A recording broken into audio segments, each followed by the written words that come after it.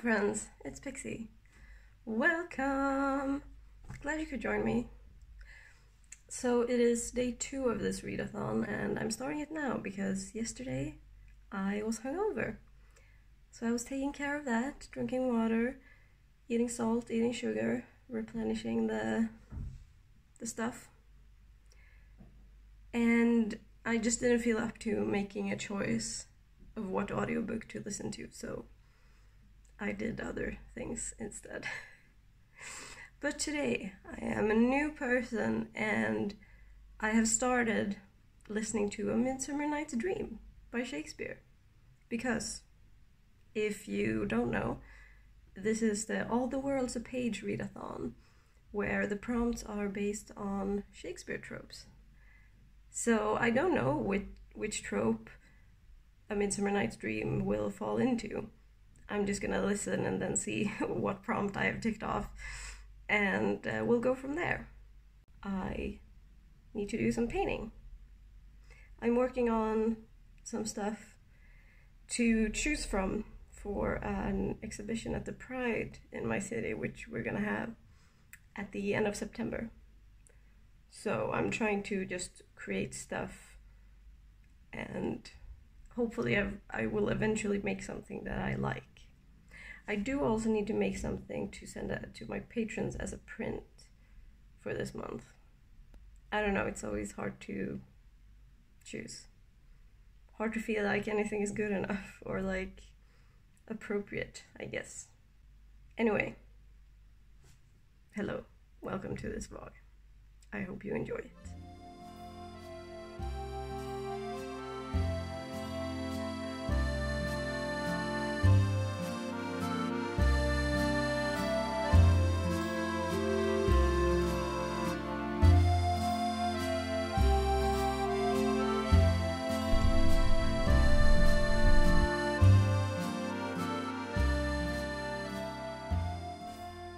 Hi, it's blurry evening Pixie. So with the power of hindsight, I probably shouldn't have listened to A Midsummer Night's Dream while I was working, because I wasn't paying like 100% attention, but usually like 75% is enough. But I'm not entirely sure exactly what happened in the play. There were fairies and love drama and a play that was bad. Theseus was there. It seemed pretty horny, I think. Pretty horny. And pretty fun. Like, I don't know, I'm not super sure exactly what happened, but I had fun. There was a line that I really liked that was something along the lines of something about an ass head other than your own, and it was fun. There were a bunch of jokes that played on ass meaning donkey and ass meaning butt. And I have the humor of a 12-year-old boy, so I find that funny. It's been a long day. I did some stuff and I went to the pharmacy and I went to my meeting, and the meeting was so great. It was the first meeting I've been to in person since the pandemic started, so it was so nice to see my comrades in the flesh again. And like, Zoom has been working fine and we've been getting stuff done, but it's just so good to see them. But now I'm really tired. I'm gonna make a cup of tea and maybe draw something.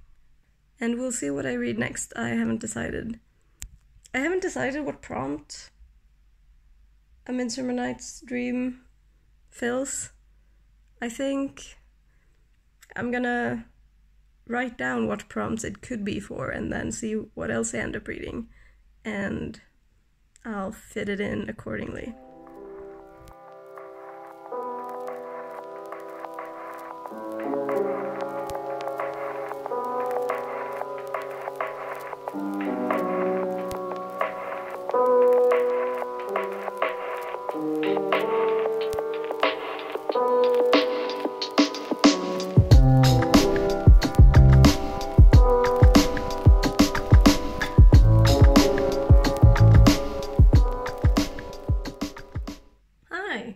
Tuesday. I have just filmed a very exciting video for me. I don't know if anyone else is gonna find it exciting. I have done an experiment about how many drawings you can do with one pencil. But by the time this goes up, you will probably already have seen that, so I don't need to tell you. Anyway, so after I talked about A Midsummer Night's Dream, I felt a bit insecure about it all, so I read it also. And it turns out that I didn't miss as much as I felt like I had. I had gotten the basic gist, and I stand by everything I said. It is a horny play, it is a funny play, and 4 out of 5 was accurate. I don't really know why the people who put on a play had to be in there, except for the funny line about the asshead. So that's all the reading updates I have.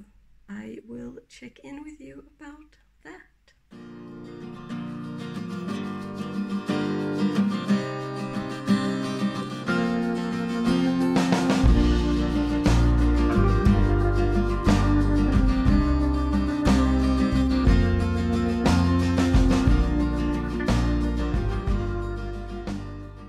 Hello. It's one of my tired days today. I just wanted to pop in and say that I started listening to Kindred by Octavia E. Butler. And this is for several prompts. So it's for Lavinia Speaks, to read a book by a disabled author. Butler had dyslexia. And it's also for underrated female character outshines the main character, where the prompt is to read a book by a BIPOC female author. And I originally thought of it because there is a prompt that I forget what the full title is, but the prompt is to give a book a second chance at life. So a book you like DNF'd or something.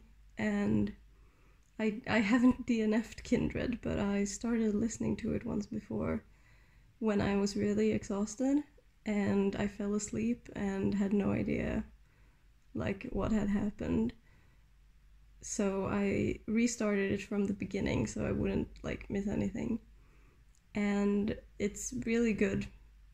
Like I would be surprised if I don't like this. It's the premise that this black woman from the 1970s, I believe, she starts randomly time traveling to first 1815, the antebellum South, and meets a boy that is one of her ancestors, a white boy who's the son of a plantation slave owner, and she like saves his life is like the first thing that happens in the book. And I haven't gotten very far, but that's the premise, and it's just a super interesting premise, and like so far I think it's just really well done. I mean, this is very uncontroversial. It's a modern classic of a book. Otherwise, I finished that collage I was working on. I'm gonna show it at some point, just not right now because I'm tired. I don't know why. Yesterday I didn't film anything then, but I went for a little walk to a store that's just a little further away from where I normally go, and got some food. And maybe that walk tired me out. I don't know. It seems ridiculous. It was like 15 minutes walk there and 15 minutes back, and then the shopping. Was that too much for me? I don't know. I've been feeling lately like I have slightly more energy, so I've been working on adapting more healthy habits into my routine, and I'm hoping that they will stick, or at least more of them than I had previously. one major hindrance between me and like a healthy lifestyle is that I so rarely have energy to cook, but I've had just like slightly more energy lately. So I've taken that to cook some food with more vegetables, and it's been really good. So I'm hoping I can find ways to make myself healthy food that's like sustainable for me. This became a very long update. I'm gonna shut up now because I'm not feeling my cutest.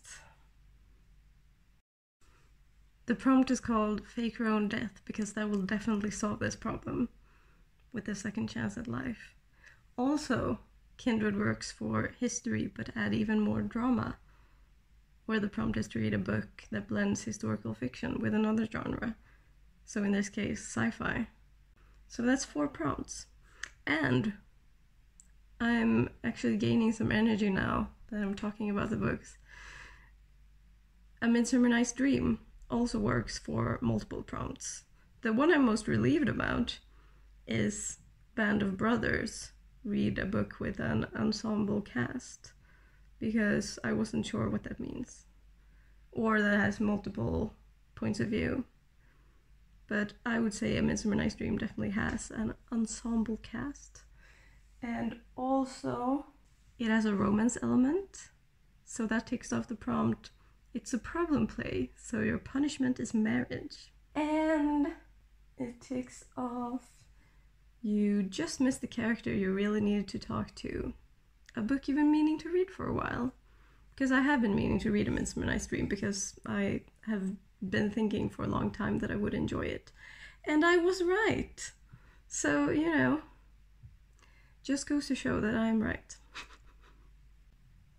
It also works for, surprise, magic actually exists for plot convenience, where the prompt was to read a book with magic.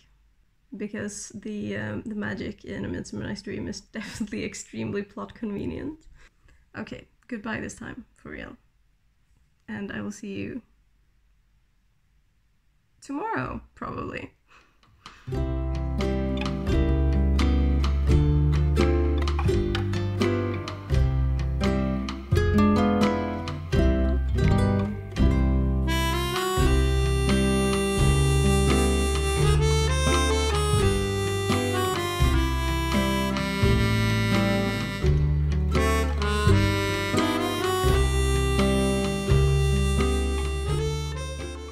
It's almost a week later, and I'm on the floor. And I finished Kindred, and it was a lot. It was a lot. So, the premise of Kindred by Octavia E. Butler, if you don't know, is that a black woman named Dana in 1976 gets pulled back in time to 1815 to save the life of the white son of a plantation and slave owner, so that she can be born, because he eventually becomes her ancestor. And the book kind of explores that dilemma, and it explores survival. At what cost do you survive? It's a really, like, it's such a well done book, but it's also kind of brutal to read.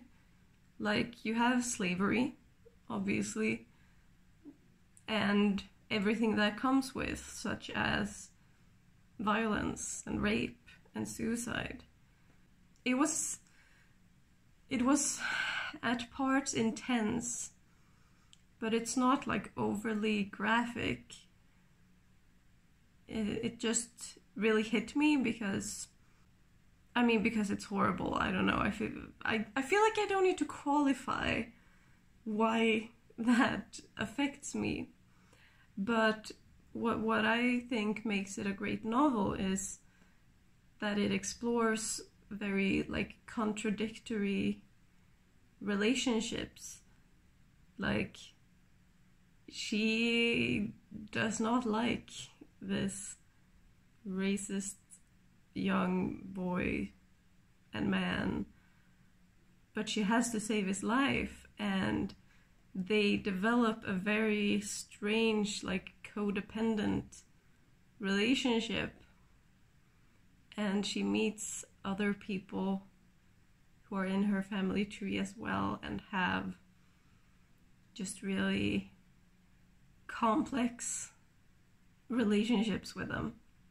I really appreciate an author who has the courage to explore that kind of dynamic.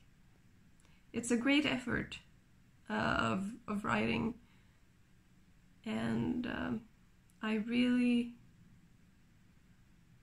just really appreciate that, exploring contradictions and being unafraid to portray things with the dynamicness of reality almost.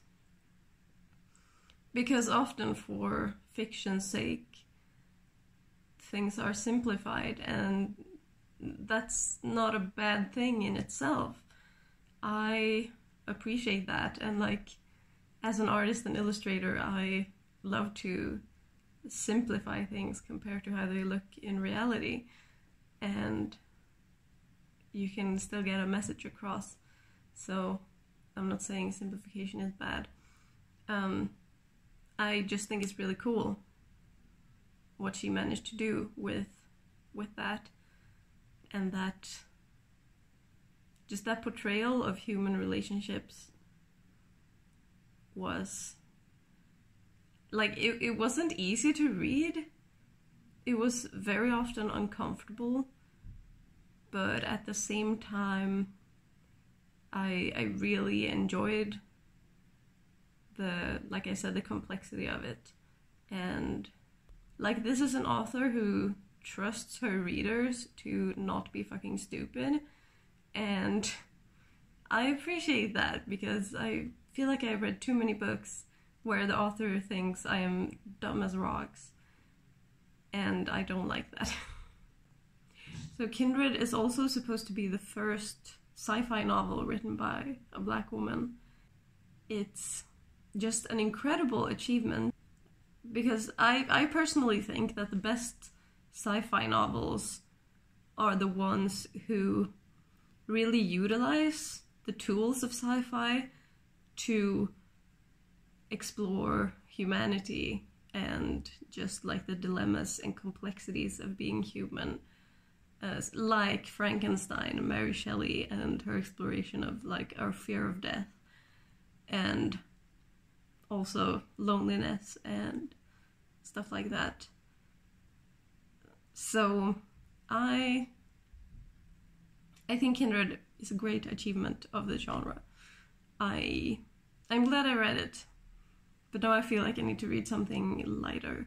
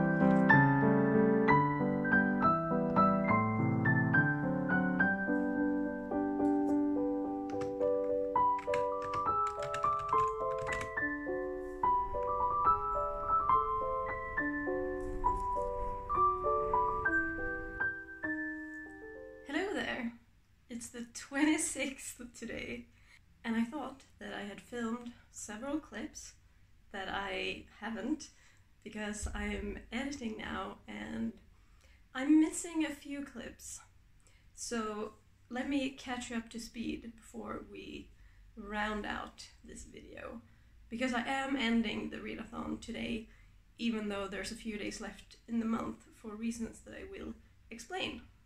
So I mentioned that I was working on stuff for the Pride exhibition in September, and that led me to think, well, what can I show that will show who I am as an artist?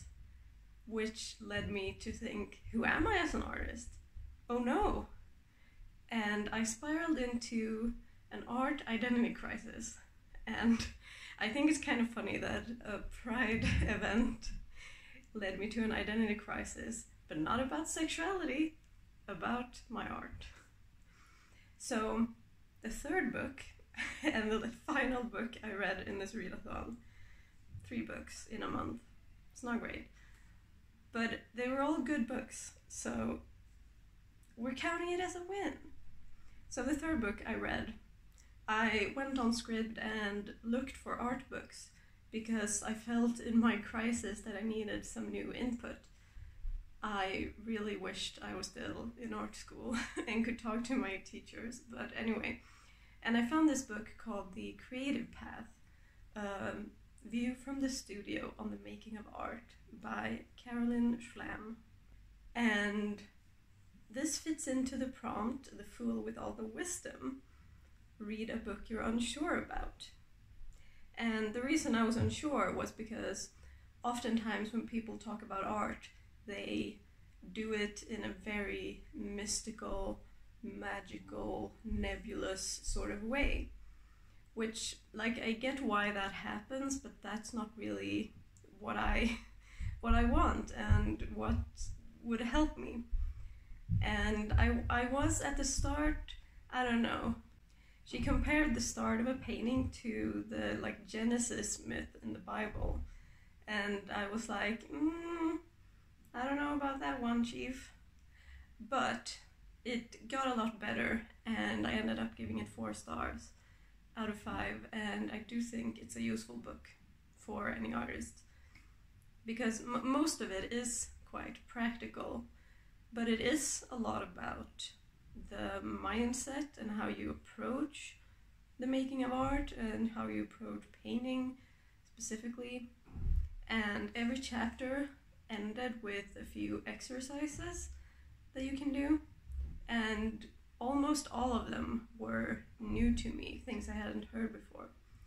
And I don't know, I've consumed a fair bit of like art and drawing exercises, I think. So I really appreciated that. She does call them asanas, which is a term from yoga. And I think that's kind of cheesy, but whatever. They were still good exercises.